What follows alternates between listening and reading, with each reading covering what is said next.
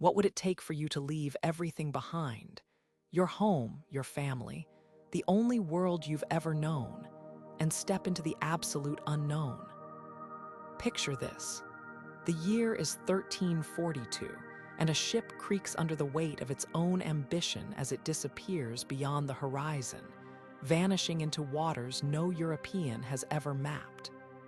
The man at the helm. A merchant, a dreamer, or perhaps a desperate soul. We'll never know his name, only that he was one of countless medieval explorers who dared to venture beyond the edges of their world, knowing they might never return. These weren't just voyages of discovery. They were leaps into the abyss of the human psyche, tests of resilience against loneliness, fear, and the crushing weight of uncertainty. And yet, they went anyway. Why? The psychology of medieval explorers isn't just a historical curiosity. It's a mirror held up to our own struggles with the unknown. Think about it. In an age without GPS, without weather forecasts, even without the certainty that the world wasn't flat, these travelers boarded ships or mounted camels and set off toward rumors and legends. Some sought gold or glory, others the thrill of the uncharted, but all of them faced the same haunting question: what waits for me out there? It's a question we still ask today, whether we're starting a new job, moving to a new city, or simply stepping outside our comfort zones. The stakes were higher for them, of course. Failure often meant death, but the emotional terrain, that's eerily familiar. So let's unravel the minds of these forgotten adventurers. How did they cope with months at sea, not knowing if land still existed? What kept them going when superstition whispered that dragons lurked beyond the horizon? And what can their stories teach us about facing our own uncharted waters? This isn't just a tale of sails and maps. It's about the raw, unshakable human spirit that refuses to be caged by fear. Over the next minutes, we'll walk in their footsteps, through their doubts and their triumphs, and discover why these medieval explorers still speak to us across the centuries. Their journeys didn't just reshape the world. They reveal what it means to be brave when everything in you screams to turn back.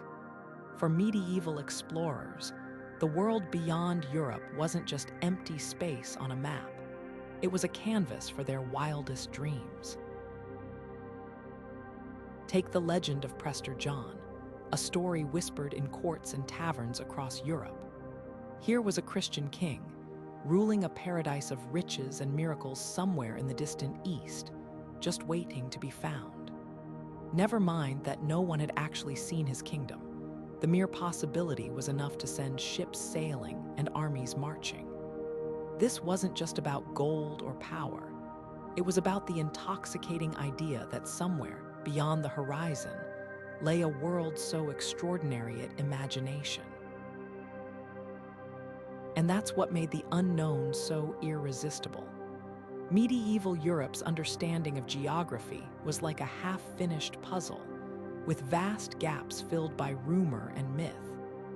Maps showed monsters lurking in uncharted waters, and travelers' tales spoke of cities built on gold, rivers flowing with spices, and lands where the sun never set.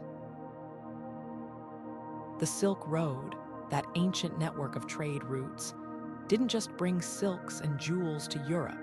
It carried stories, fragments of distant cultures that lit a fire in the minds of merchants and adventurers alike. Marco Polo's accounts of the East weren't just travelogues. They were invitations, proof that the world was stranger and more wondrous than anyone had dared to believe. But it wasn't just greed or curiosity that drove these explorers. For many, faith was the compass pointing them outward. The Crusades had already shown how deeply religion could motivate movement, how the promise of divine purpose could make men cross deserts and seas. To venture into the unknown wasn't just an adventure, it was a mission, a chance to spread Christianity or even find lost allies like Prester John. The line between pilgrimage and exploration blurred, and every step into the darkness felt like a step closer to God. Yet behind this allure lurked a quieter, more haunting truth. For every explorer who dreamed of glory, there was a moment, standing on the deck of a ship, watching the coastline fade, when the weight of what they'd left behind settled in. No amount of gold or divine calling could erase the ache of homesickness, the gnawing fear that they might never see familiar faces again. The unknown wasn't just a land of opportunity, it was a void, and stepping into it took a kind of courage we can barely fathom today. The blank spaces on medieval maps weren't just empty, they were crawling with monsters. Here Be Dragons wasn't just a whimsical decoration.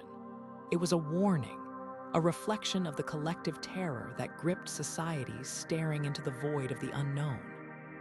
Sailors whispered of krakens that could drag entire ships into the abyss, of mermaids whose songs led men to their doom, of waters that boiled at the edge of the world where the sky itself might catch fire. These weren't just stories. They were psychological barriers, as real as any storm or shipwreck. Imagine setting sail knowing that your own maps promised nightmares just beyond the horizon. How do you steady your hands when every ripple in the water might be a serpent coiled to strike? This fear wasn't abstract. In 1420, a Portuguese expedition turned back after weeks at sea, its crew convinced they'd seen the silhouettes of demons dancing in the fog. Another ship's log describes men refusing to eat, certain the fish they'd caught were cursed by sea witches. These weren't cowards. They were ordinary people raised on tales where geography and theology blurred, where uncharted waters literally belonged to the devil. The mutinies weren't just about hunger or fatigue. They were battles against an enemy no sword could kill. The paralyzing certainty that some places weren't meant for humans. And yet, against this tide of terror, some still leaned into the wind. Take the Moroccan scholar who spent 30 years wandering lands stranger than fiction. His journals don't downplay the fear he writes of deserts that swallowed men whole, of nights so dark he could hear his own heartbeat like a drum. But what's fascinating is how he reframed that terror. For him, every danger was a test of faith, every unknown village a chance to witness God's creativity. Where others saw monsters, he saw mysteries waiting to be understood.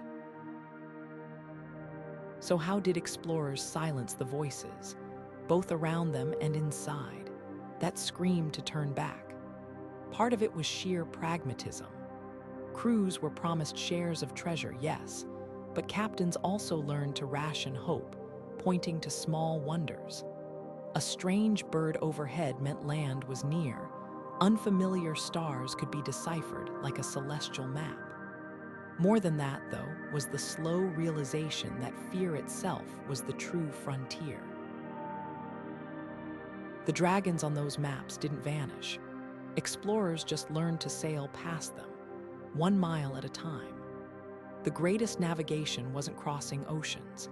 It was crossing the line in the human mind that separates what we dread from what we dare to discover. St. Brendan's voyage reads like something between a hymn and a fairy tale. In the 6th century, this Irish monk reportedly set sail across the Atlantic in a leather-bound boat, seeking a paradise promised in his dreams, the Isle of the Blessed. For Brendan, the sea wasn't just water, it was a sacred path, every wave a verse in a divine poem. When storms battered his tiny vessel, he didn't see disaster. He saw God testing his resolve. When his crew spotted what they thought was an island, only to watch it dive beneath the waves, likely a whale. They called it a miracle, proof they were being guided. This wasn't navigation, it was a conversation with the heavens. That same fervor echoed through the ages.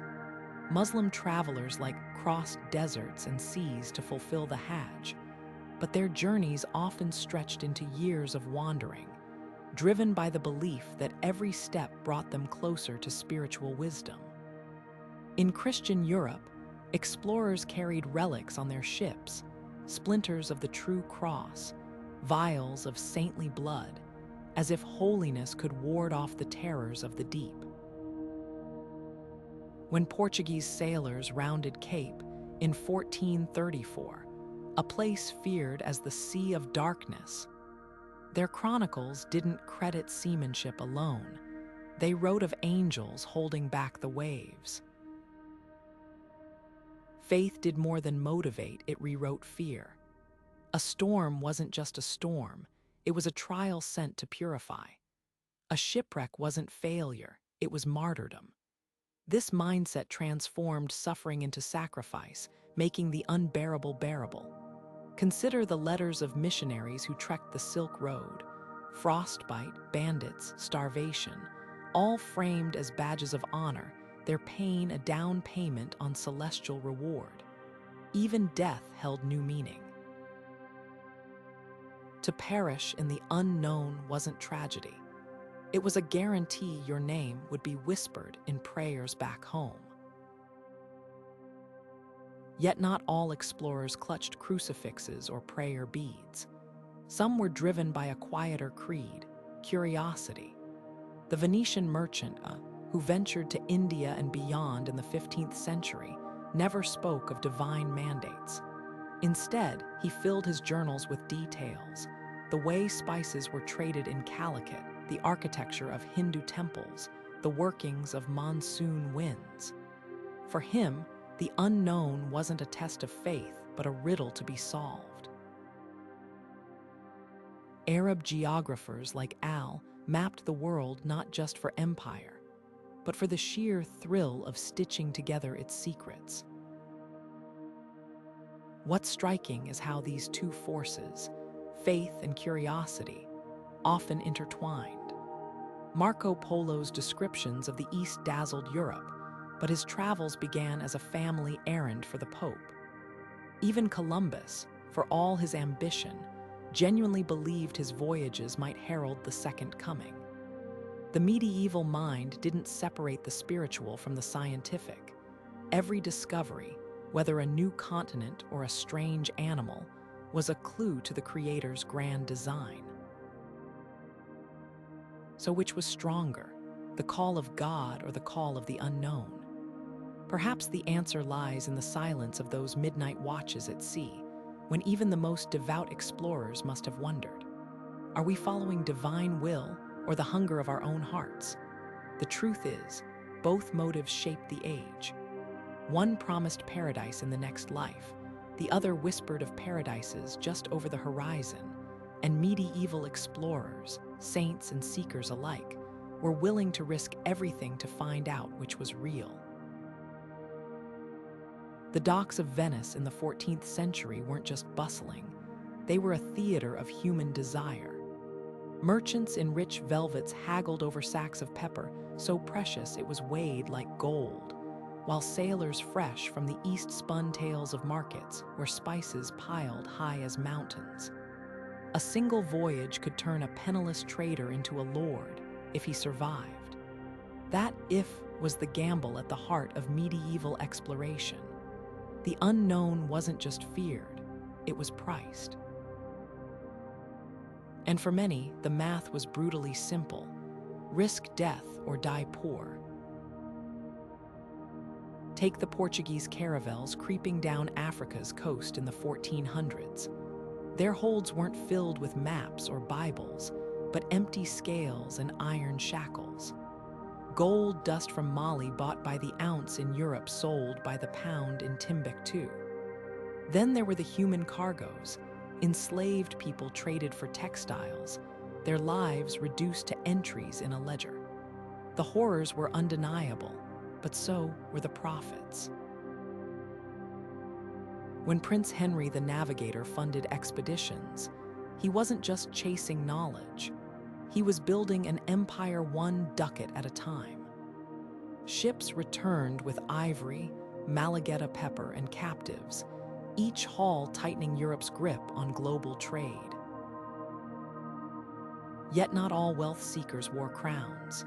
Consider the Genoese brothers, who vanished in 1291 trying to sail around Africa to India. No king ordered their voyage, just the rumor of a shortcut to the spice trade.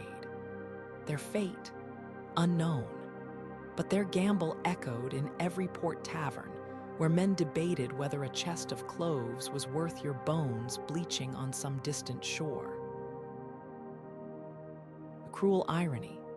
Many who chased fortune found only famine. Portuguese records describe ships limping home with crews gnawing on leather, their holds empty but for rats. The glory of discovery often meant watching your friends starve, while monarchs back home counted their shares. Even Columbus, convinced he'd reached Asia, spent years begging the Spanish court for the riches he'd promised. The reality of exploration was a far cry from merchants' dreams, a truth etched in the graves dotting every new trade route. But greed had a strange alchemy. It turned sailors into accountants, weighing dysentery against diamond prices. It made kings fund fleets while paupers signed on for a cut of profits they'd never lived to spend. And perhaps most hauntingly, it rewrote morality. When profit margins justified chains and conquest, the greatest monsters weren't the ones drawn on maps. They were the ones holding the quills that balanced the books. The creak of a ship's timbers could sound like a dirge after months at sea. No birds, no landmarks, just an endless expanse of water pressing in from all sides. For medieval explorers, isolation wasn't just an inconvenience. It was a slow unraveling of the mind. Take the account of Douce crew during their first voyage to India in 1497. After 3 months without sighting land, men began whispering that the ocean had no end. Some refused to eat, convinced they were already dead, sailing through a purgatory of waves.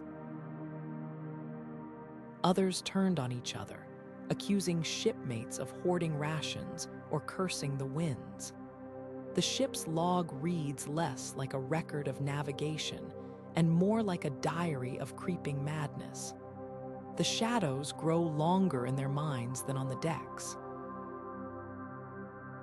This wasn't unique to Do.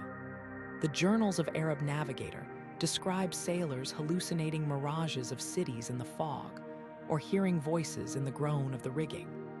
Without the rhythm of daily life on land, the markets, the church bells, the familiar faces, time itself seemed to warp.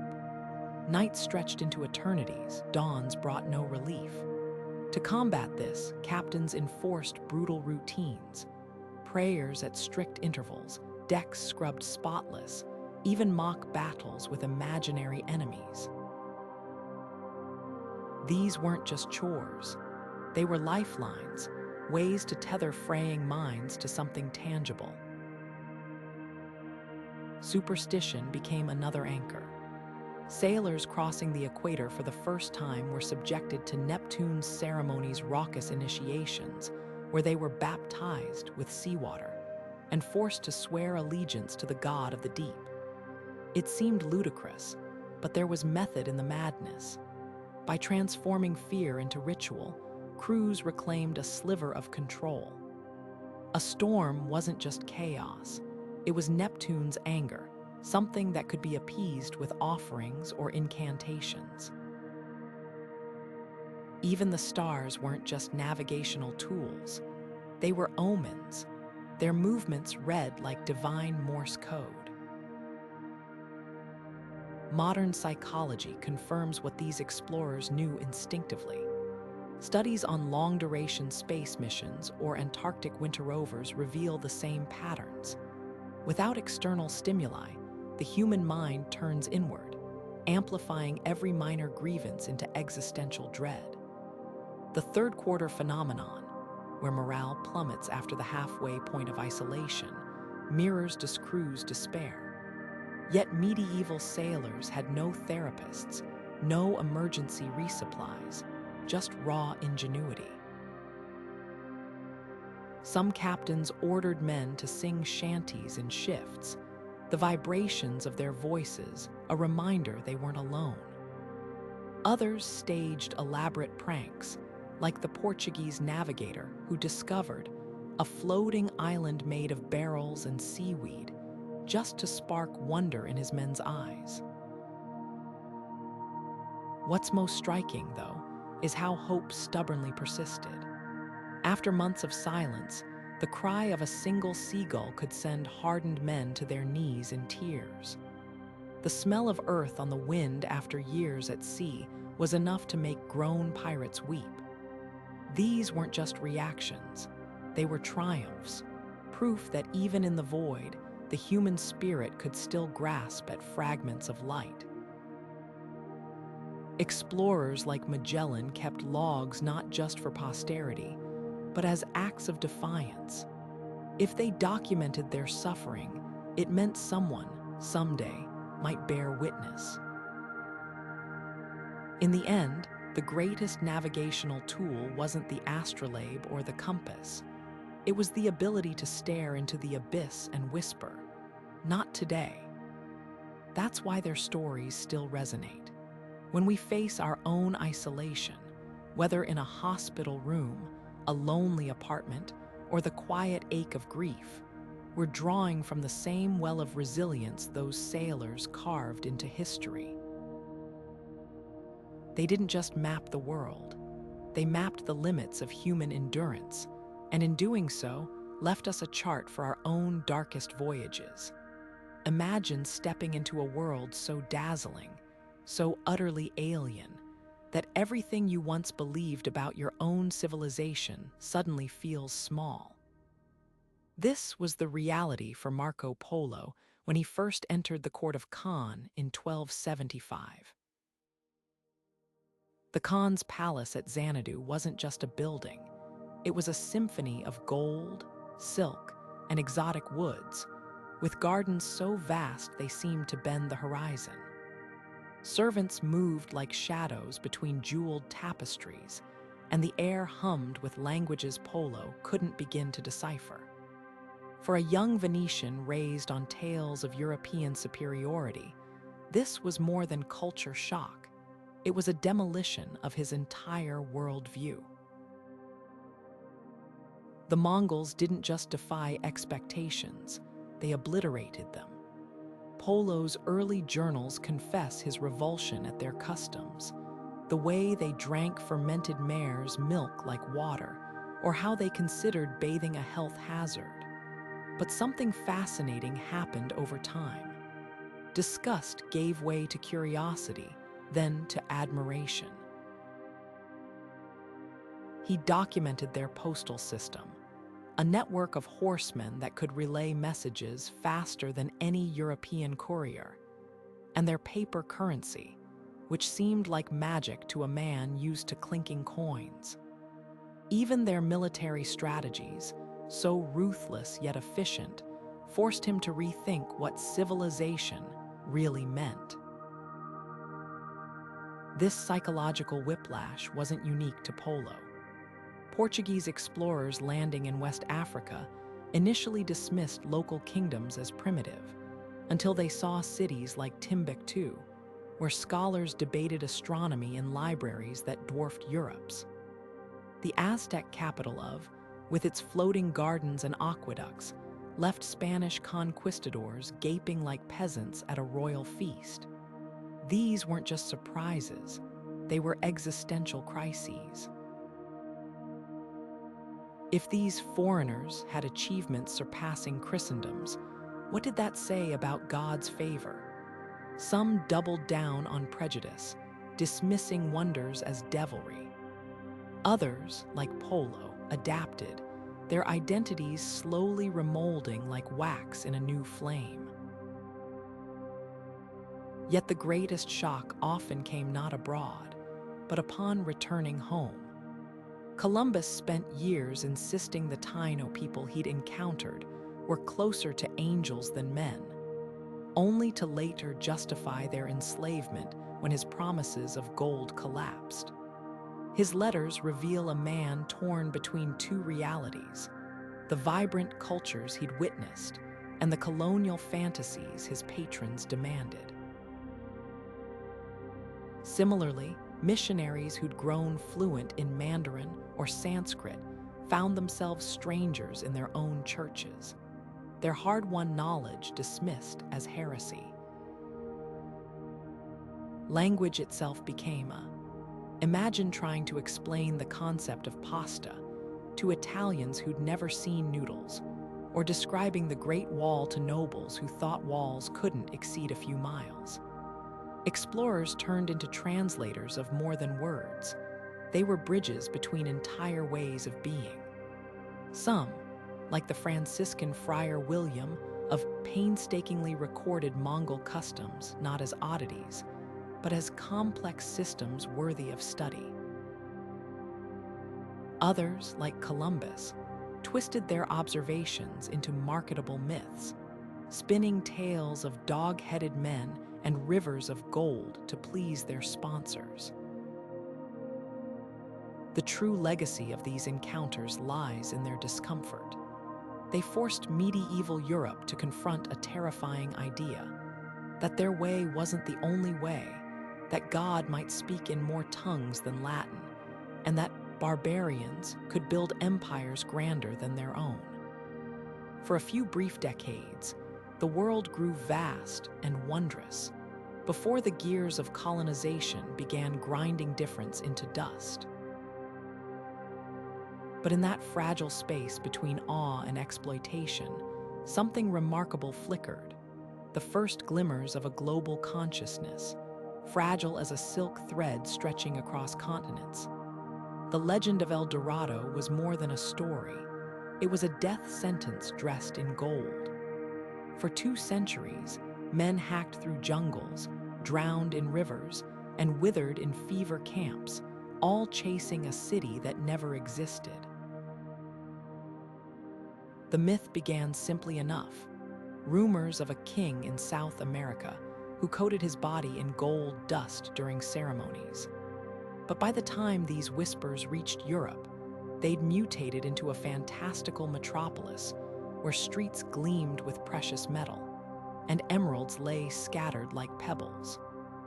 The conquistador led 300 men and 4,000 indigenous porters into the Amazon in 1541, lured by this fantasy. 2 years later, fewer than 80 stumbled back, skeletal and broken.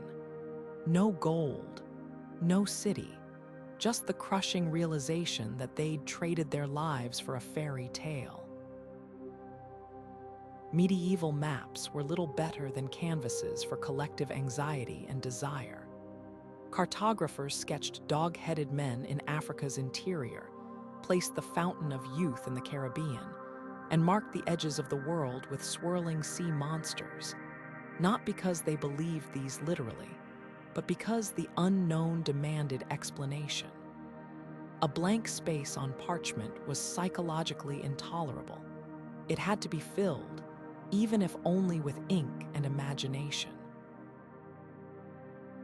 The Hereford, created around 1300, shows paradise as a physical island east of India, complete with Adam and Eve standing under a serpent-coiled tree.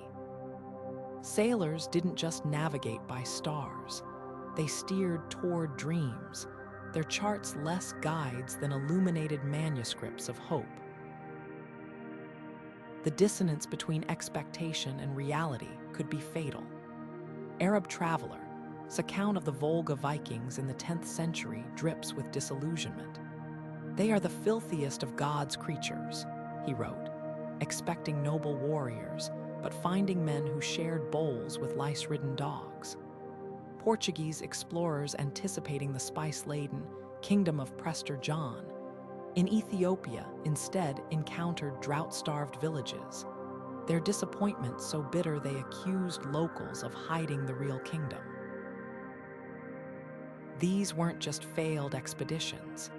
They were collisions between two worlds, one imagined, one real. Yet some explorers learned to weaponize these myths.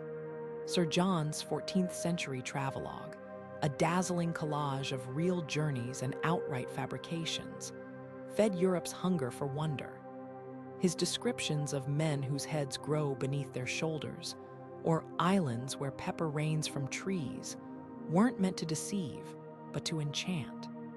Pilgrims and princes alike devoured his book, less concerned with truth than with the thrill of possibility. In an age before fact-checking, the line between explorer and storyteller blurred. Even Marco Polo's meticulous accounts of Khan's empire were initially dismissed as lies, until Venetian merchants began retracing his steps and finding the truth stranger than fiction. What's haunting is how these legends persist long after their debunking. The 7 cities of Another Phantom of Gold lured Spanish armies into the American desert in the 1500s. Centuries later, Nazis would scour Tibet for Shangri-La, convinced mythical Aryans held occult secrets. The human mind seems hardwired to replace the unknown not with emptiness, but with mirrors reflecting our deepest desires and fears. Medieval explorers didn't just sail past the edge of maps. They sailed into the psyche's uncharted waters, where every man-made myth revealed more about the dreamers than the dreamed. The fog clung to the ship like a shroud, swallowing the mast whole until the deck seemed to float in a void. No horizon, no stars, just the creak of wood and the muffled cries of gulls that might have been ghosts. For medieval sailors, this was the ultimate test of nerve, navigating waters where a single misjudgment could send you spiraling into oblivion. Without compasses or accurate charts, captains relied on a fragile dance of instinct and improvisation. They studied the flight patterns of birds released from cages, praying their path would point to land. They lowered lead lines weighted with tallow, reading the ocean floor like blind men deciphering Braille. Every decision was a gamble, every mile a leap of faith. The psychological toll was crushing. Ships, logs from the era read like chronicles of desperation. One Venetian captain describes his crew weeping as they drifted for weeks, their only compass a piece of lodestone floating in a bowl of water, unreliable as a child's toy. Another account tells of sailors tying ropes around their waists before venturing onto the deck at night, terrified they'd step into the abyss if the ship lurched. The ocean wasn't just vast, it was a hall of mirrors, where waves distorted distance and clouds mimicked coastlines. Fatigue twisted perception. Sleep-deprived men swore they saw phantom lighthouses or heard the bells of drowned cities ringing beneath the waves. Yet necessity bred ingenuity. Arab traders perfected a simple wooden rectangle that measured the angle of the North Star, offering a sliver of certainty in the chaos. Norse navigators used sunstones, crystals that polarized light to reveal the sun's position even through storm clouds. And then came the astrolabe, a marvel of brass and precision that could, theoretically, pinpoint latitude. But these tools were fickle allies. An astrolabe required steady hands and clear skies, useless when waves turned decks into bucking broncos. The demanded knowledge of stars unfamiliar to European eyes. For every breakthrough, there were 100 nights when sailors clutched rosaries instead of instruments, bargaining with saints for safe passage. The irony: success often heightened the fear. After weeks of blind sailing, the sudden shout of land ho could paralyze crews with doubt. Was it real or another mirage? Was the shore ahead a haven or a lee shore that would dash them against rocks? The very uncertainty that drove innovation could also trigger paralysis. Some captains, burned by past mistakes, refused to sail beyond sight of coastlines, dooming their crews to slow starvation as supplies dwindled. Others, like the legendary He, embraced the unknown, trusting that every voyage into the darkness was a chance to redraw the edges of the world. What's striking isn't just the tools they lacked, it's the courage they found.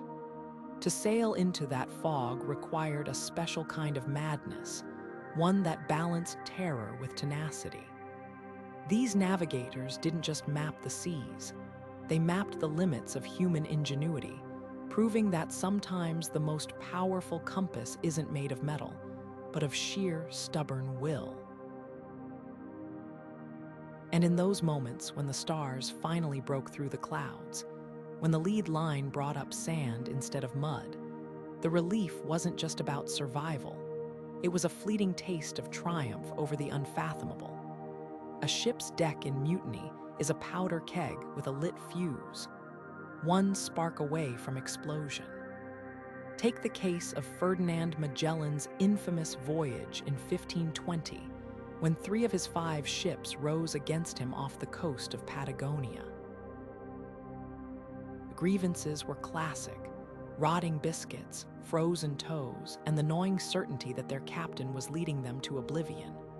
But Magellan didn't plead or negotiate. He struck first, sending loyalists to slit the mutineers' sails under cover of night.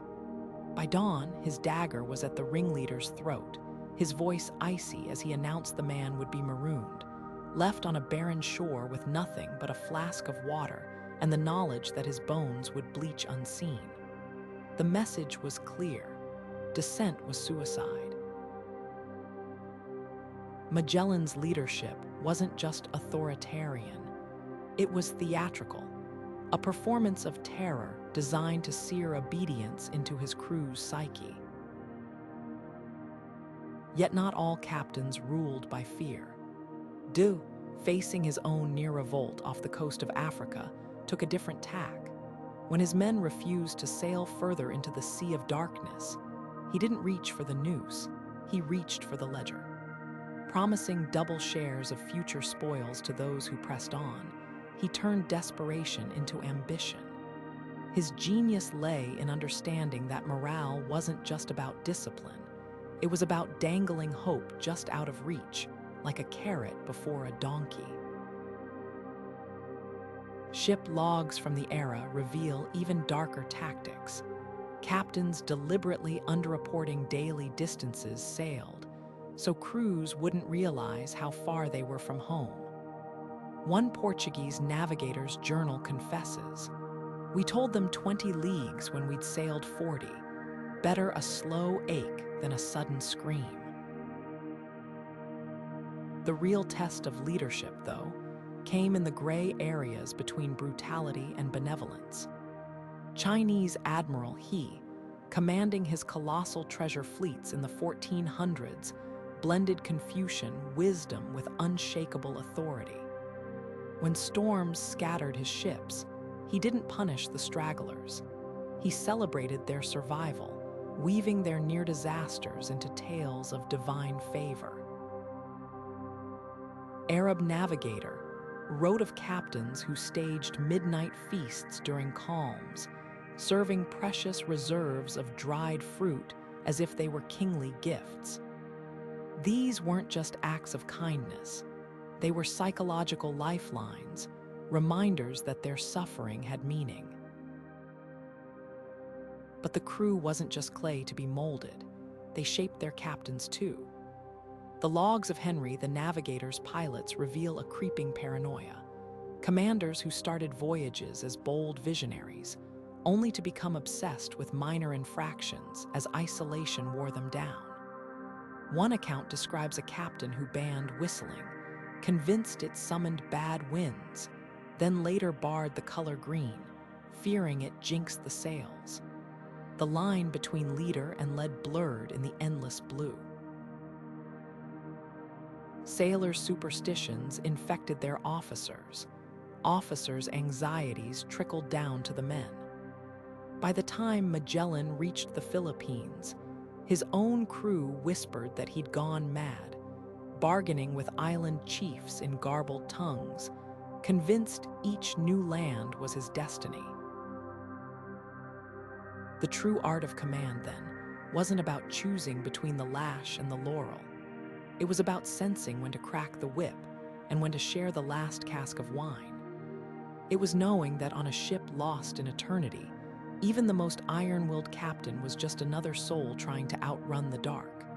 And sometimes, the only thing keeping the mutiny at bay was the shared fiction that someone, anyone, still had control. The waves had taken everything: the sails, the fresh water, even the last moldy biscuit.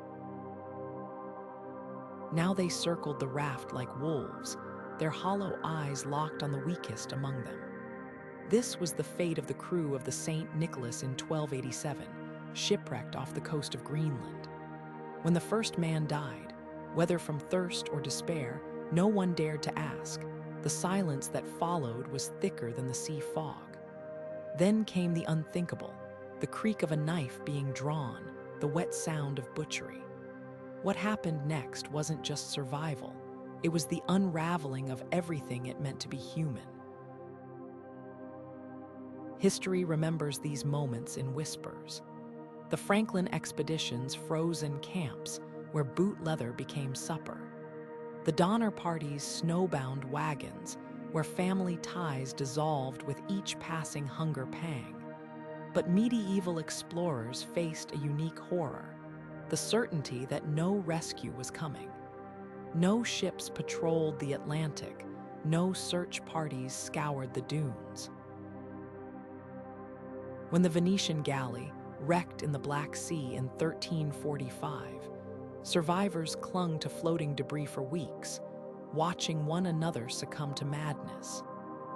One account describes a sailor weeping as he gnawed on a shipmate's forearm, not out of malice, but because his children's faces had begun to blur in his memory, and the meat was the only thing that felt real. Yet even in this abyss, light flickered.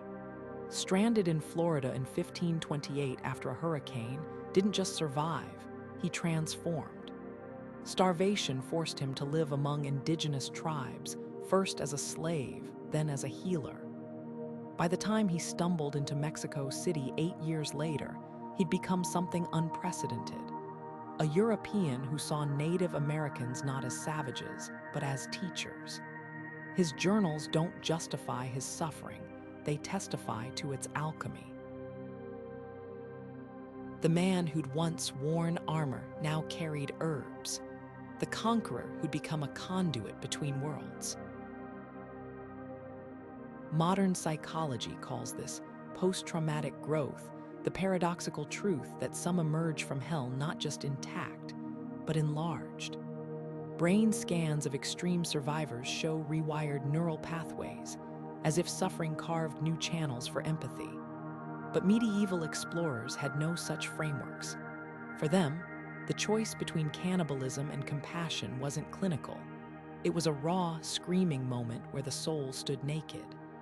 Some, like the St. Nicholas crew, crossed lines they could never uncross.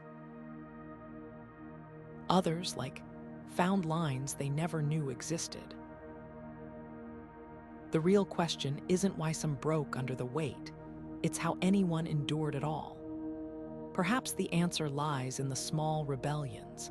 The sailor who shared his last sip of water knowing it doomed him, the castaway who carved stories into driftwood so someone might remember their names. These weren't just acts of resistance. They were declarations that even in the void, a spark of humanity could still burn. And sometimes, against all odds, that spark became a torch, lighting not just a way home, but a path to becoming something more. The stench hit them first, a sickly sweet rot clinging to the ship's timbers, the unmistakable reek of flesh turning against itself. Scurvy didn't just weaken sailors, it unmade them from the inside. Gums swelled into grotesque purple cushions, teeth loosened like pebbles in wet sand, and old wounds split open as if the body itself was unraveling. Portuguese surgeon's journal from 1498 reads like a horror manuscript. Men's legs bloated to the size of casks, their skin splitting to reveal blackened tissue beneath. Some gnawed on leather rigging, desperate for any taste resembling food. Others clutched their own loose teeth like pearls, weeping as they counted the days since they last tasted an orange. But scurvy was just the beginning. Dysentery turned ships into floating charnel houses, with men voiding blood until their insides felt scraped raw. Malnutrition birthed waking nightmares. Sailors swore they saw phantom islands or heard dead comrades calling from the waves. English explorer Martin's crew, stranded in Arctic ice in 1578, resorted to boiling their boots, only to collapse from lead poisoning as the leather's dyes seeped into the broth. The ship's surgeon, John D., described men laughing at nothing, their gums blue as twilight, before convulsions took them. Medical kits were little more than torture cabinets, rusted saws for amputations, hot tar to cauterize stumps, and cures like mercury ointment that poisoned as they healed. One Venetian logbook recounts a mastectomy performed with a fish-gutting knife, the patient biting down on a belt until the leather snapped. Suicide attempts were so common that captains ordered all ropes knotted high above deck, out of desperate reach. The parallels to modern space exploration are chilling. Astronauts on the International Space Station face muscle atrophy and vision loss from zero gravity, their bones leaching calcium like medieval sailors' bodies leaching vitality. Isolation studies in Antarctic stations mimic the mental fractures of Magellan's crew, hallucinations, paranoia, the eerie third-quarter phenomenon where morale plummets past the mission's midpoint. NASA even studies scurvy survivors, journals to prepare for Mars missions, where fresh food will be just as mythical as it was on the caravels. Yet explorers kept sailing. Why? Some clung to divine purpose, like Jesuit missionaries who viewed their festering wounds as stigmata. Others, like Columbus, spun suffering into propaganda, writing to patrons that gold and glory require payment in flesh. But perhaps the most haunting justification came from ordinary crewmen. Letters recovered from a sunken 15th century Portuguese ship reveal a sailor's scribbled note. "Better to die chasing the horizon than to rot in my father's field." For these men, the voyage wasn't just a journey, it was a metamorphosis. Even as their bodies failed, the dream of becoming someone new, someone who'd seen the unseen, kept their hearts pumping long after logic said they should stop. The first rhinoceros to set hoof on European soil in 1515 might as well have stepped from a myth. When Portuguese traders unloaded the hulking creature in Lisbon, crowds gasped, not just at its size, but at the single horn protruding from its snout. Here, they whispered, was proof that unicorns walked the earth. Never mind that the animal's hide resembled armored, plating more than a steed from a stained glass window. The mind sees what it longs to see. This collision between expectation and reality became the hallmark of medieval encounters with the unfamiliar. Explorers didn't just discover new lands, they projected onto them, transforming rhinoceroses into symbols of purity and tribesmen into monsters or saints depending on the day's agenda. Consider the so-called dog-headed men described by travelers since antiquity. When Marco Polo claimed to have met them in the islands, he wasn't lying so much as refracting truth through a prism of fear. Indigenous warriors wearing canine-tooth helmets became literal beasts in European retellings, their humanity erased with each retelling. The same impulse birthed tales of with faces on their chests, and who used a single giant foot as shade.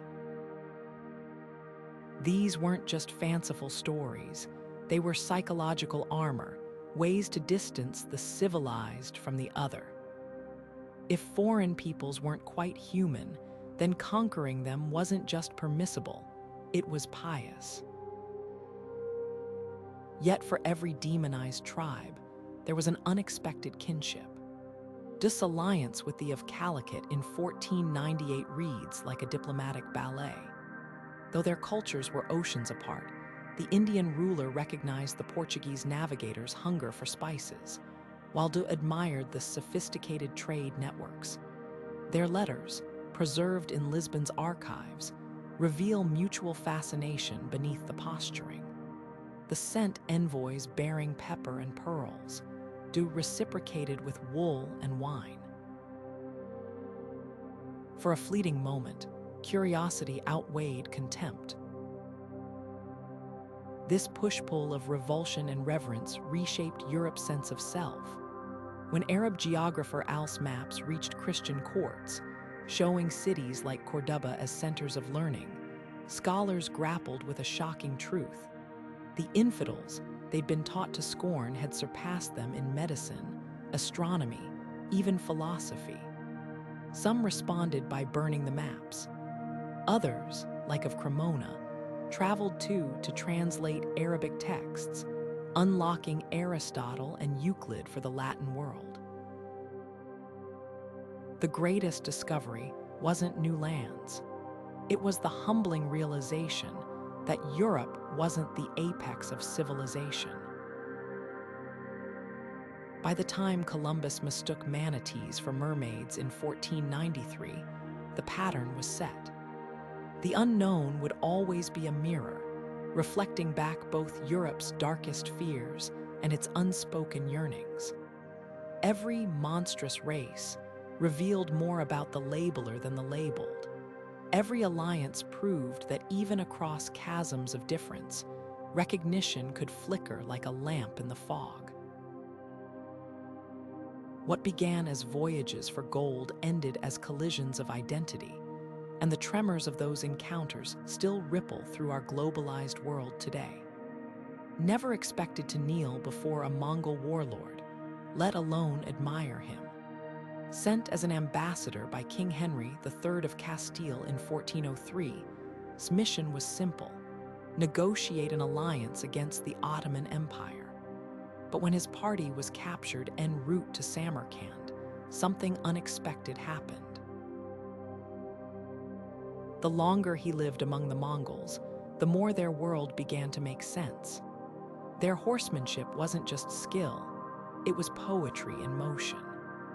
Their yurts, which had seemed flimsy at first, were ingeniously designed to withstand the harshest steppe winds.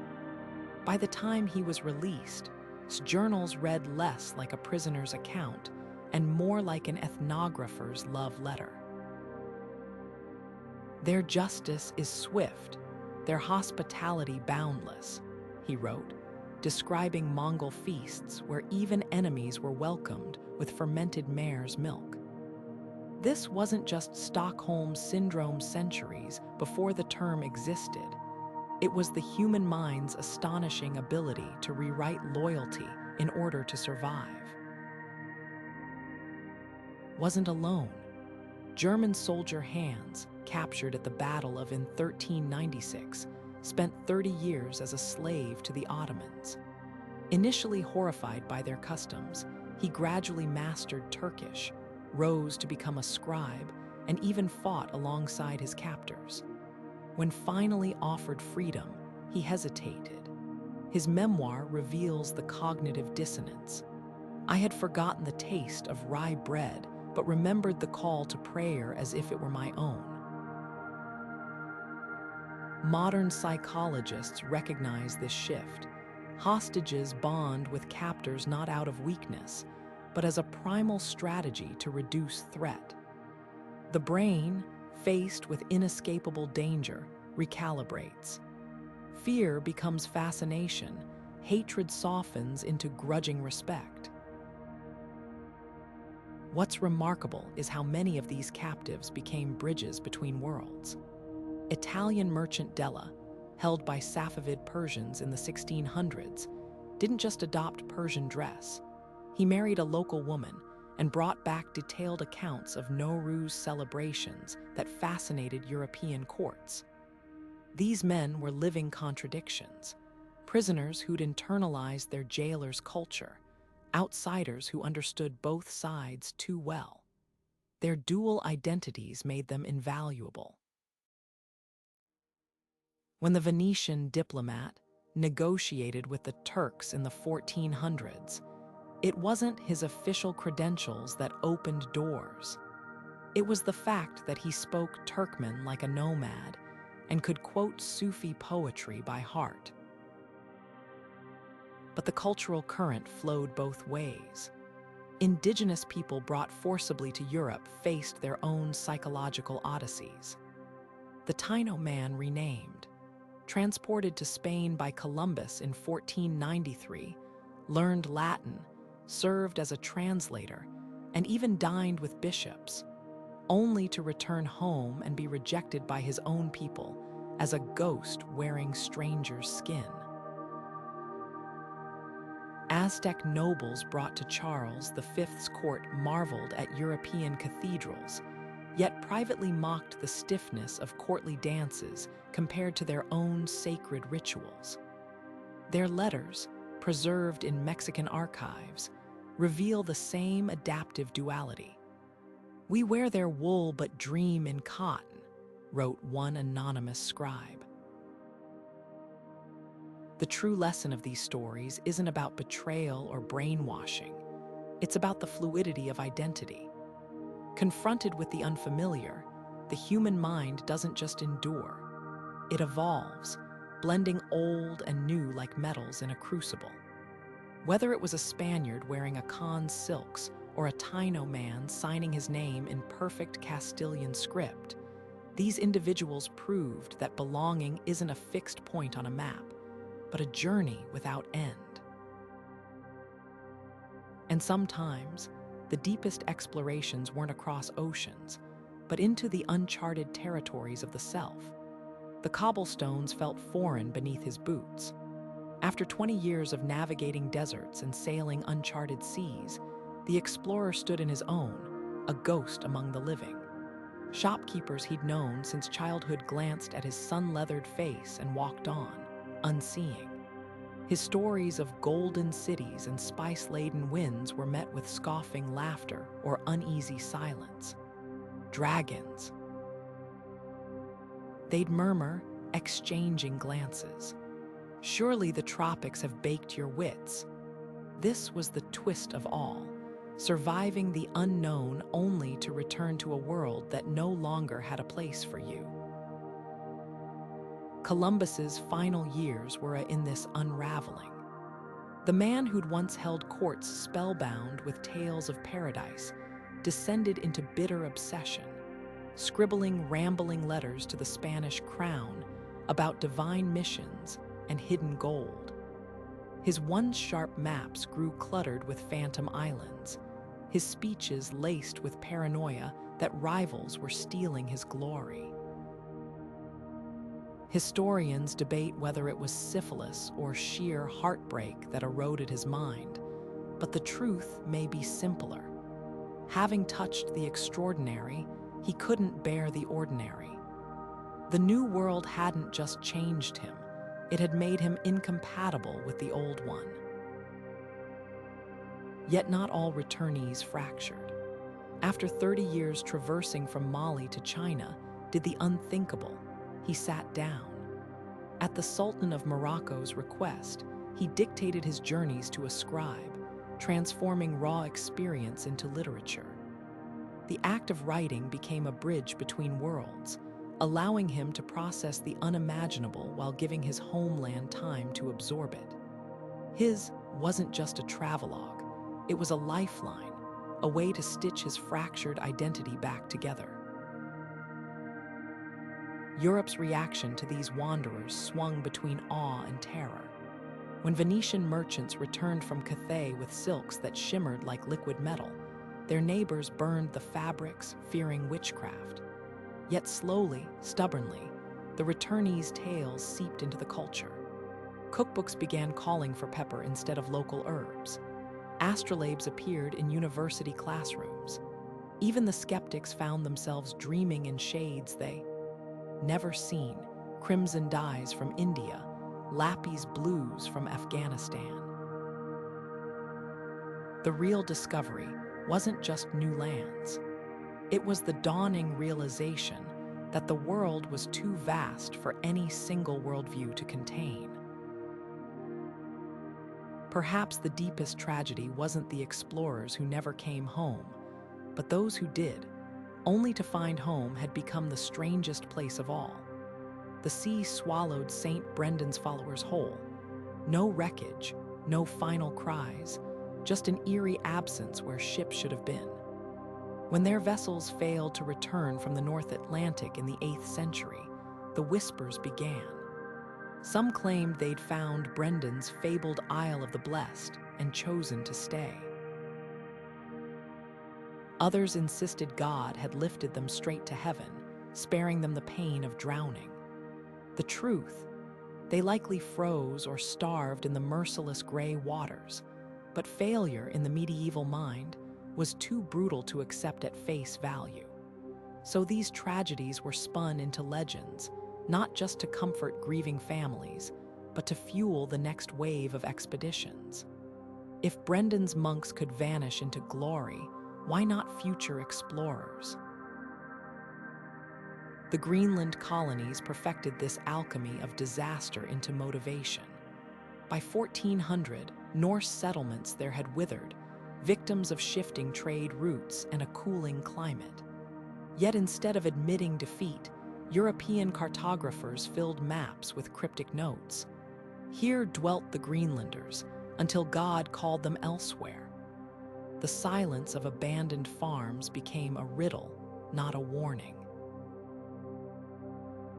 Failed voyages were repackaged as mysteries to be solved, their very obscurity a siren song for the next adventurer. When Martin crafted his famed globe in 1492, he marked Greenland not as a graveyard of dreams, but as a placeholder for miracles yet uncovered. Survivors carried a different kind of weight. His letters reveal a man haunted by the ships he'd lost, whole crews swallowed by storms or scurvy, while he, by some twist of fate, lived to write about it. His accounts of the New World are peppered with odd hesitations, as if each discovery was shadowed by the faces of those who died for it. This wasn't just survivors' guilt, it was a reckoning with the gamble at the heart of exploration. Every success was built on a pyramid of failures, and the living had to justify why they'd been spared. Medieval risk assessment had a brutal elegance. Investors didn't just back one ship, they funded fleets, knowing most would sink or vanish. The ones that returned, their profits covered 100 losses. Sound familiar? Modern venture capitalists operate on the same principle. For every tech startup that becomes a household name, countless others collapse into obscurity. The Silk Road merchants called it the camel's share. Load 10 beasts with goods, expect only 3 to complete the journey. The math was cold, but it worked. Yet amid this arithmetic of loss, a few the odds. His treasure fleets navigated typhoons without losing a single vessel, thanks to rigorous training and layered sails that could be reefed in minutes. Polynesian wayfinders crossed thousands of miles in outrigger canoes. Their success rate a testament to oral traditions that encoded generations of navigational wisdom. These outliers held a mirror to Europe's hit-or-miss approach, proving that failure wasn't inevitable, just the price of rushing into the dark without learning from those who'd stumbled before. The real legacy of these disasters wasn't just the ships that sank, but the lessons that floated to the surface. Every wrecked hull taught the next captain where reefs lay hidden. Every starvation journal warned future crews to pack extra citrus. Even the myths, those glittering lies spun to soften grief, served a purpose. They kept the dream alive long enough for skill to catch up to ambition. The unknown wasn't conquered by the fearless, but by the stubborn, those who stared into the abyss, saw the bones of their predecessors, and still found the courage to take one more step. The Armenian princess's name has been lost to time, but her footprints remain, etched in the dust of the Silk Road somewhere between Constantinople and N. While male merchants' exploits-filled chronicles, her journey survives only in fragments. A Byzantine scribe's passing mention of a noblewoman's caravan, a Persian diplomat's puzzlement at her refusal to veil. What drove her? Unlike men who flaunted conquest or profit, her motives were scrubbed from history, reduced to whispers of family duty or religious zeal. But read between the lines, and a different story emerges. Her retinue included scholars, not just guards. She traded not in silks, but in manuscripts, negotiating access to libraries where women were barred. This wasn't just travel, it was a quiet rebellion, using privilege as a key to unlock knowledge no man would hand her. For every Marco Polo, there were women like the 4th century nun who trekked from Spain to Jerusalem alone. Her pilgrimage account brims with careful omissions, no mention of leering innkeepers or hands grabbing at her robes. Instead, she fixates on the textures of holy sites, the chill of stones at dawn, the scent of incense clinging to Bethlehem's walls. Modern scholars recognize this as a survival tactic. By anchoring her narrative in the sacred, she transformed vulnerability into spiritual armor. Male pilgrims wrote of bandits and miracles, wrote of silence and light, as if by ignoring danger, she could dissolve it. Disguise was another shield.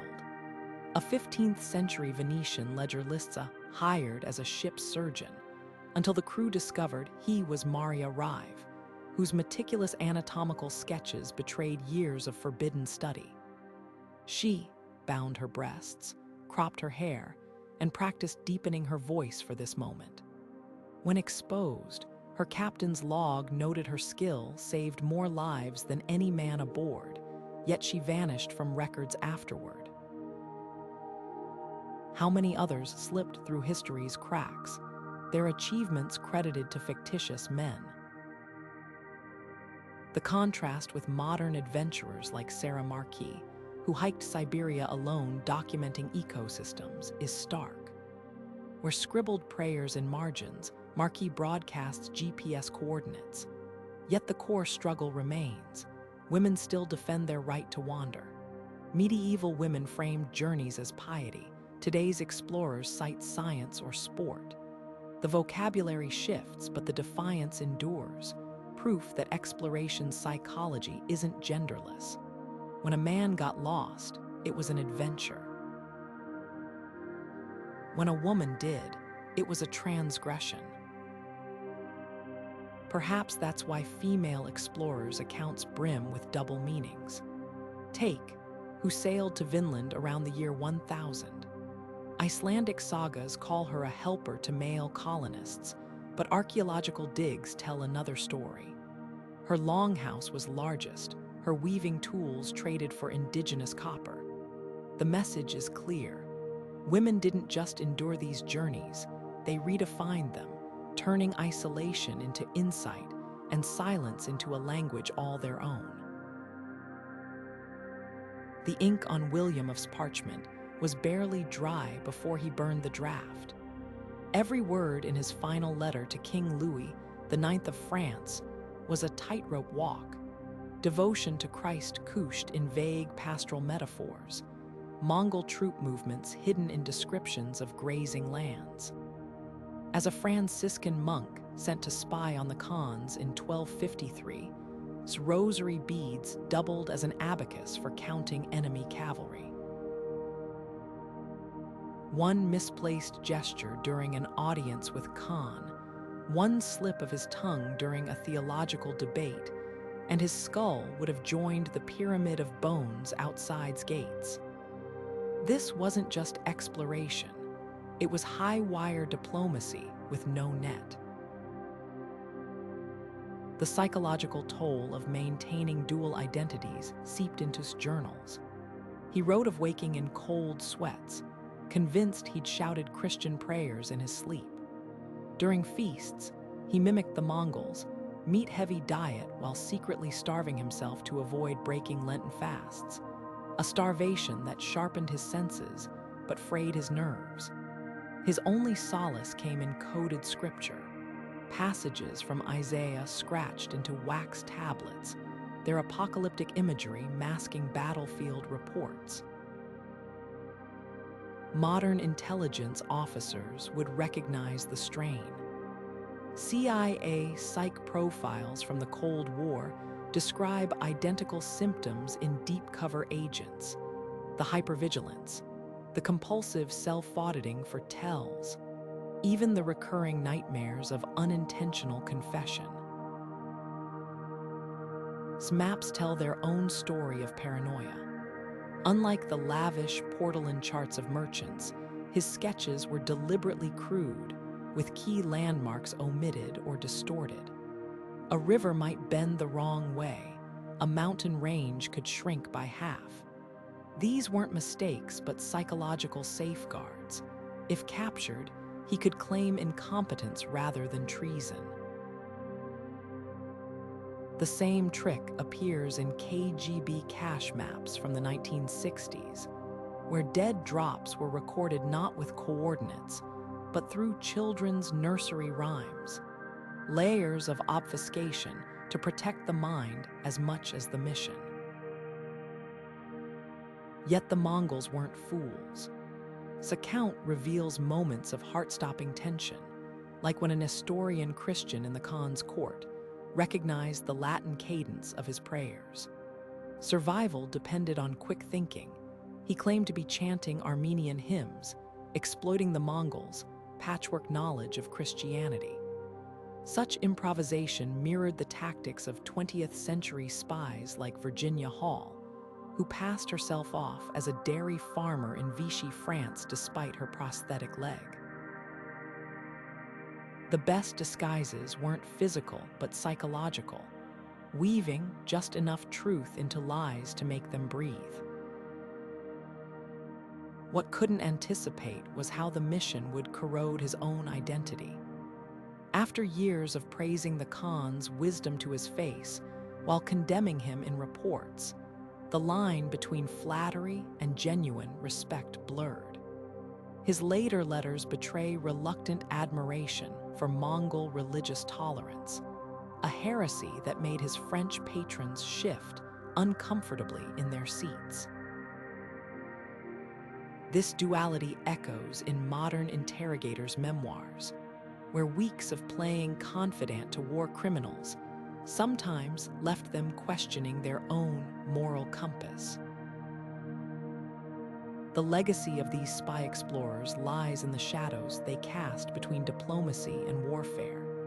His intelligence helped prepare Europe for the Mongol threat, but his methods, bribery, deception, cultural infiltration, were indistinguishable from espionage. When Venetian envoys to Persia, a century later, smuggled silkworm eggs in hollowed-out staffs, or when Jesuit missionaries in China secretly mapped fortresses under cover of stargazing. They were walking the path pioneered. Exploration had always been risky. Now it was also a game of mirrors, where every discovery came with a side of betrayal. The age of innocent wonder was dead. What rose in its place was something far more complex and far more human. Henry VIII's court was a pendulum of favor, one day showering gold upon explorers, the next tossing them into the Tower. When he bankrolled John Rutt's expedition to find the Northwest Passage in 1527, it wasn't out of scientific curiosity, but because his latest mistress had whispered that English sailors lagged behind the Spanish. 6 months later, when her favor waned, so did the funding. Rutt's ships limped home half-provisioned, their holds empty, their crews whispering that the king's whims were deadlier than any storm. This was the brutal calculus of royal patronage. An explorer's survival depended less on navigational skill than on the monarch's mercurial moods. Columbus knew this dance too well. His desperate letters to Ferdinand and Isabella read like a man balancing on a knife's edge. One moment he flattered, comparing the Spanish monarchs to biblical kings. The next he threatened, warning that rivals would steal the Indies if funds dried up. When gold failed to materialize, he pivoted to evangelism, promising entire nations ripe for conversion. The subtext screamed through the parchment: keep paying or admit this was all for nothing. Modern startup founders pitching venture capitalists would recognize the tactic. The same breathless pivots between disruptive potential and monetization pathways when quarterly reports disappoint. The pressure to fabricate became unbearable. Martin's crew, sent by Elizabeth I to mine gold in Ireland, knew their cargo was worthless iron pyrite. Yet for 3 years, they shoveled glittering rocks into ships, praying Assiers wouldn't notice until the next funding round. Court alchemists even faked transmutations to please investors, turning exploration into a grift where truth was the first casualty. The parallel to Silicon Valley's fake it till you make it culture is unnerving. Whether it's 16th century sailors boiling animal bones to simulate gold or 21st century startups inflating user metrics, the game hasn't changed. Yet some explorers cut the royal strings. Portuguese navigator Ferdinand Magellan, fed up with king's indifference, defected to Spain, a move that would have been treasonous if not for his insistence that the sea answers to no crown. His circumnavigation, though funded by Charles V, was in autonomy. When storms or mutinies struck, there were no couriers to beg for extensions, just a captain and his crew, gambling their lives on decisions made in the moment. Arab navigator went further, refusing sultans entirely. His legendary book of useful information wasn't commissioned by any ruler. It was written for sailors, free of the distortions that came with royal agendas. The irony: these mavericks often achieved more than their court-approved counterparts. Without patrons breathing down their necks, they could admit failures, adjust courses, and prioritize knowledge over propaganda. Their logs lack the grandiose claims of Columbus's letters. Instead, you find meticulous notes on tides, stars, and the humble realization that some journeys matter more for what they teach than what they conquer. In the end, the greatest explorations weren't those that flattered kings, but those that set their own compasses, proving that sometimes, to truly discover the world, you first had to escape its gilded cages. History loves a lone hero, Columbus at the helm, Magellan pointing toward the horizon. But the truth was always messier. Behind every legendary explorer stood hundreds of ordinary men. Carpenters repairing hulls with aching hands, cooks stretching rotten biscuits into gruel, teenage deckhands scrubbing floors until their knees bled. These weren't just supporting characters. They were the lifeblood of discovery, bound together by shared suffering that official accounts often glossed over. Take Magellan's infamous crossing of the Pacific in 1520. The captain's log mentions dwindling rations, but it's the crew's secret diaries that reveal the real horror.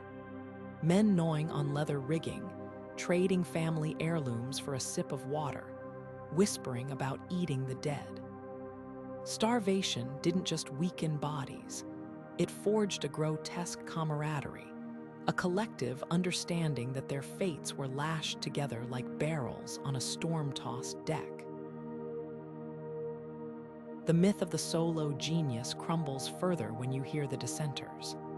Portuguese scribe recorded the mutiny against De not as a betrayal, but as a justified revolt against a captain who hoarded lemons while his crew's gums turned black with scurvy.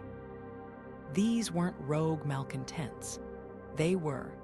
Their inked protests proof that exploration's glory was built on a foundation of contested choices. Even Columbus faced rebellion. His own men, exhausted by false promises of gold, once threatened to toss him overboard. Modern psychology recognizes this pattern. Teams in extreme environments, from Antarctic research stations to Mars mission simulations, fracture along similar lines. The difference? Today's dissenters have HR departments. Medieval crews had knives. Grief, too, was a collective burden. When ships returned with half their crews, the survivors didn't just mourn, they carried guilt like ballast. English navigator Martin's crew held clandestine memorials in alehouses, drinking to comrades frozen in Arctic ice. These weren't sanctioned ceremonies, just rough men grappling with loss the only way they knew how. Compare that to modern mountaineering expeditions, where debriefing sessions help climbers process the trauma of losing teammates.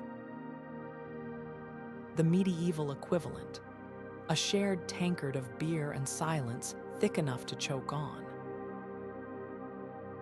The real story of exploration wasn't written in the captain's log. It's etched in the blistered hands that raised the sails, the voices that sang shanties to drown out fear, and the unmarked graves along every trade route. These men didn't just follow leaders, they carried each other, for better or worse, into the unknown. And that's a truth far more compelling than any lone hero's tale. The tavern door slammed shut behind him, sealing his fate as surely as the debt scrolls nailed to the church door. 17 years old, with nothing but a stolen dagger and the clothes on his back, the boy signed the ship's ledger with a shaky X. John, crew, didn't ask for references. For every medieval explorer seeking gold or glory, there were dozens like him. Fugitives, bankrupt merchants, younger sons with no inheritance, all trading one kind of drowning for another. The sea was less a calling than a last resort, its vast, trackless expanse the perfect eraser of past lives. Himself had started as a disgraced merchant's son before reinventing himself as a pirate explorer. His raids on Spanish ships laundered into respectability by Elizabeth I's sly winks. The psychology here is razor-sharp. Exploration as the ultimate geographic cure, where the weight of a failed life could be tossed overboard like ballast.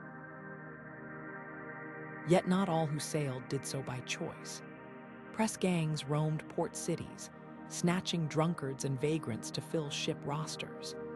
These unwilling sailors faced the same storms and scurvy as volunteers, but their mental maps were fundamentally different. Where adventurers saw opportunity, pressed men saw prison. Naval logs from the era reveal haunting disparities. Volunteers sketched exotic birds in margins, while conscripts' diaries fixated on the shrinking horizon behind them. One such sailor, dragged onto a Genoese galley in 1482, carved his wife's name into the mast day after day, not as romance, but as a tally of stolen time. The parallels to modern escapism are uncanny. Today's digital nomads fleeing student debt or midlife crises aren't so different from crew swapping sails for Wi-Fi and pirate havens for Bali co-working spaces. Psychologists call it the fresh start effect, the belief that geography can scrub the slate clean. Medieval explorers embodied this myth centuries before it had a name, their journeys less about discovery than denial. The irony, many found their pasts waiting for them in foreign ports. Columbus's earliest backers included Jewish conversos, hoping his voyages might secure them safer homelands, only to learn that prejudice, like trade winds, blows in every direction. What transformed these desperate flights into cultural redemption arcs? Literature. By the 16th century, chapbooks spun tales of criminals who found God in shipwrecks or bankrupt knights redeemed by New World gold. The message was clear. The unknown didn't just hide monsters, it offered absolution. Even the word adventurer shifted from a term for reckless gamblers to a title of honor. This rebranding was no accident. Monarchs needed men to risk death for empire. What better lure than the promise that a single voyage could rewrite a lifetime's regrets? But the most poignant stories aren't of reinvention, they're of reckoning. Consider the Portuguese sailor who joined this fleet to escape an unfaithful wife, only to spend sleepless nights staring at the Southern Cross, wondering if she'd ever looked at those same stars. Or the English privateer who captured a Spanish galleon, only to find his estranged brother among the prisoners. The sea could stretch distance, but it couldn't sever memory. These men learned the hardest truth of all. No matter how far you sail, you bring yourself along, the same fears, the same flaws, just salt-crusted and sunburned. Exploration didn't erase their pasts. It forced them to chart a course through them. And that, perhaps, was the real voyage of discovery. The screams of the villagers still clung to the air when Columbus's men lowered their swords. After months of fear, lost in alien seas, starving on unfamiliar shores, their terror had curdled into something far darker. These weren't soldiers following orders. They were broken men rewriting morality in real time. The same crew that had crossed themselves at Mass now hacked through palm-thatched huts, their journals justifying the slaughter with a single loaded word: savages. Dehumanization wasn't just an excuse, it was psychological armor, a way to sever the thread of empathy before it could unravel their sanity. When a priest later asked how they slept, one sailor shrugged. You don't mourn ants beneath your boot. Theology provided even thicker armor. Friar, accompanying Columbus's second voyage, preached that this lack of Christian clothing proved they had no souls to save. His sermons twisted scripture into a weapon, citing psalms about dashing enemies, children against stones. Dominican friar, yes, the same architect of the Spanish Inquisition, declared indigenous resistance Satan's last stand, framing massacre as messianic duty. These weren't rogue fanatics, they represented mainstream thought. A 15th century papal bull had already granted explorers the right to subdue, capture, and vanquish Saracens, pagans, and other enemies of Christ, effectively issuing blank checks for brutality. The line between conversion and conquest dissolved like blood in seawater. Yet conscience flickered in unexpected places.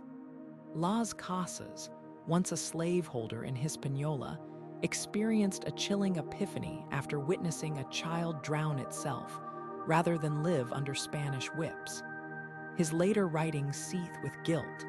We walked like devils among people who received us as angels. The cognitive dissonance is palpable. How could men who kissed crucifixes also brand children like cattle? Las Casas's transformation reveals the fragile boundary between perpetrator and penitent. Even Columbus himself, in his final years, penned rambling letters begging forgiveness for excesses committed in God's name. Though whether he mourned thee or simply his tarnished legacy remains murky. The true horror lies in how these actions haunted not just individuals, but entire expeditions. Spanish logs from the Ponce expeditions describe nightmares so vivid that sentries fired at phantom warriors in the dark. One conquistador's memoir confesses that the wails of massacred families followed him, even in the silence of Seville's cathedrals. Physical scars from battle healed, the psychological ones festered. Modern trauma studies recognize this pattern: perpetrator-induced traumatic stress, where the act of violence damages the aggressor as deeply as the victim. These men hadn't just discovered new lands, they'd unearthed monstrous capacities within themselves, and no amount of gold could bury that truth. Exploration's darkest legacy wasn't the bodies left behind, but the shattered mirrors of those who survived. The lone survivor washed ashore with salt crusted in his eyelashes, his skin raw from days adrift. The others, the men who had shared their last drops of water with him, whose laughter had echoed below deck just days before, were gone. Their absence was a weight heavier than the sodden clothes clinging to his body. Medieval sailors called this the widow's burden, the cruel arithmetic of survival when the sea claimed everyone but you. Ships returning with empty holds sometimes carried makeshift coffins filled with sand, a symbolic weight to honor the dead who had no graves. These rituals weren't just about mourning. They were acts of psychological triage, ways to tether the living to a world that felt unjustly won. Dis journals reveal a quieter kind of torment. After abandoning a damaged ship off the East African coast in 1498, he ordered its crew to transfer to other vessels, all but a handful deemed too weak to justify the rations.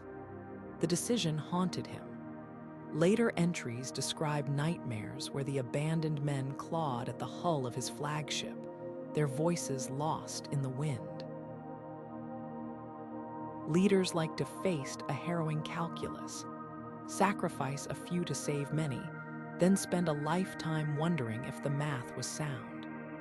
Modern psychology recognizes this as moral injury, a wound to the soul when actions violate deeply held beliefs. Studies of soldiers and first responders echo this anguish: the sleepless nights, the flinching at loud noises, the unshakable sense that survival was a betrayal. Yet official records scrubbed these complexities clean. Portuguese court chronicles praised prudent stewardship, framing the abandoned ship as a necessary loss. Monarchs demanded hagiographies, not confessions. Sailors who spoke of guilt risked being labeled weak or, worse, cursed. A surviving crewman from Magellan's voyage was demoted after recounting how he'd survived by sharing a raft with a corpse, His honesty made others uneasy. The sea already had enough ghosts. No one wanted to imagine their own fate mirrored in another's trauma. The gap between lived experience and sanitized history yawns widest in personal artifacts. A waterlogged diary recovered from a wrecked Dutch merchant ship in the 1600s contains a single sentence, scribbled over and over. "I ate while they starved." No official log mentioned this. No portrait of the era's great explorers hangs in a gallery with blood-stained hands. The truth of survival was too messy, too human, to fit the myths of heroism that funded the next voyage. What's left, then, is the quiet resilience of those who carried the weight. The Icelandic sagas tell of a Greenlandic woman who lit candles in empty jars each winter, one for every man lost on her husband's ship. She never moved from the coast. Her vigil wasn't recorded in any king's ledger, but it echoes across centuries, a testament to the unpalatable truth that discovery's greatest cost wasn't measured in gold or land, but in the unanswerable question. Why me and not them? The quill scratched across parchment like a wound reopening, each stroke a reliving of the horrors Marco Polo had survived. Locked in a Genoese prison cell after being captured in battle, the aging explorer didn't just recount his travels to fellow inmate, he reshaped them. The Khan's court grew grander with each retelling, the deserts wider, the dangers more monstrous. This wasn't deception, it was survival. By sanding the jagged edges off his memories, Polo transformed trauma into legend, his words a salve for the scars no one could see. The contrast between his private notes and the published travels is startling. Early drafts mention dysentery, so violent it left men, voiding their very souls, while the final manuscript skips straight to the spice markets of Hangzhou, where the air itself smells of gold. Polo understood what modern psychologists now confirm. Narrative is the mind's way of stitching chaos into coherence. Studies of war veterans show that those who reframe traumatic events as stories regain agency over them. Polo did the same, turning his capture by pirates into a thrilling escape, his bouts of starvation into tests of divine favor. Even his famous unverified claims, like witnessing unicorns, likely rhinos in Java, feel less like lies and more like a man bargaining with his past. Yet the embellishments came at a cost. When polished Polo's ramblings into a bestseller, he added flourishes straight from medieval romances, dragons, enchanted fountains, cities built on pillars of crystal. The result was a Frankenstein's monster of truth and fantasy that haunted Polo until his deathbed, where he allegedly whispered, "I did not tell half of what I saw." The irony. Those very exaggerations fueled the age of exploration. Columbus carried a heavily annotated copy of Polo's book, scribbling notes in the margins about the roofs of gold awaiting him in Cathay. The line between therapy and propaganda had blurred beyond recognition. Other explorers followed Polo's lead, their quills serving as both confessional and marketing tool. Portuguese navigator's Book of the East began as a private reckoning with the guilt of participating in slave raids. But by its final draft, the captives had vanished, replaced by rhapsodies about monsoon winds. German mercenary Hans' true history, detailing his cannibalism ordeal among the, was marketed as sensational adventure, complete with lurid woodcuts of savages feasting on limbs, while his night terrors went unmentioned. These men weren't just writing memoirs. They were performing emotional alchemy, transmuting fear into fame. Modern travel writing still carries their DNA. When Strayed penned Wild, she didn't just document her Pacific Crest Trail hike, she sculpted her grief into a hero's journey. Like Polo, she omitted the blisters and boredom to spotlight the transformation. Psychologists call this the redemption narrative, our brain's insistence on finding meaning in suffering. The medieval equivalent. Monk explorers like of framing their near-death experiences as divine trials. Their manuscripts equal parts map and sermon. What Polo and his ilk couldn't foresee was how their words would outlive their wounds. The travels inspired generations to seek the very dangers its author had softened with ink. Magellan's crew carried excerpts as gospel, used Polo's descriptions to fill blank spaces on his globes. Today, their legacy lingers in every Instagram travel influencer airbrushing hardship into wanderlust, every memoir that turns panic attacks under foreign stars into poetic epiphanies. The human mind remains terra, and storytelling, like those medieval caravels, is still the vessel we trust to carry us through its uncharted waters. The courage of medieval explorers wasn't the kind sung in taverns or etched onto medals. It was quieter, messier, and far more human. These were men and women who stared into the void not with the certainty of heroes, but with the trembling resolve of those who had run out of other options. They faced storms that could snap masts like twigs, deserts that swallowed caravans whole, and the gnawing loneliness of years spent far from anything familiar. Their psyches didn't just adapt, they fractured and reformed, like glass melted and reshaped by fire. Consider the Greenland Norse, who clung to their settlements even as the Little Ice Age turned their fields to tundra. Their bones, dug from permafrost centuries later, show the telltale signs of malnutrition and stress fractures. Or think of his sailors, who returned from the Indian Ocean with tattoos of foreign gods and a hollow look in their eyes, as if they'd glimpsed something that couldn't be unseen. Exploration wasn't just about claiming land.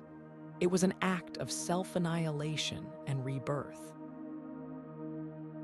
Yet the costs of these journeys were measured in more than lives. Every vanished ship, every abandoned outpost, left scars on the communities left behind. The wives who became widows before their wedding portraits faded, the children who grew up with only rumors of a father's fate, these were the hidden casualties of the age. Even the successful explorers bore invisible wounds. Travelogue, for all its wonder, hints at a man unmoored by his own restlessness.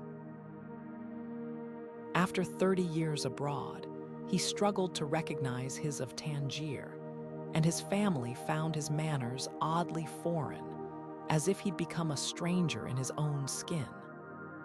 The unknown didn't just reshape the world map, it rewrote the very souls of those who dared to confront it. What's haunting is how medieval mirrors modern.